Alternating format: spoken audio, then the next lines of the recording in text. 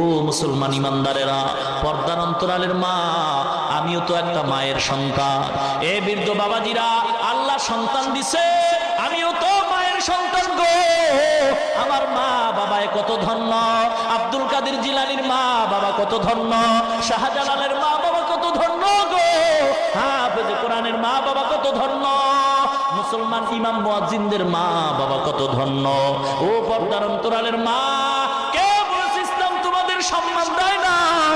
ও মাগো মা, ইসলাম ছাড়া তোমাদের সম্মান কেউ দেয় নাই। বৌদ্ধদের ধর্ম করে দেখবা, বাপ মারা গেলে সন্তান ছেলে পাবে, সম্পদ ছেলে পাবে, মেয়ে কিছুই পাবে না। হিন্দুদের ধর্মগ্রন্থ পড়ে দেখো, হিন্দু ধর্মের আইন হইল বাবায় মারা যাবে, সব সম্পদ ছেলে পাবে, মেয়ে কিছুই পাবে না।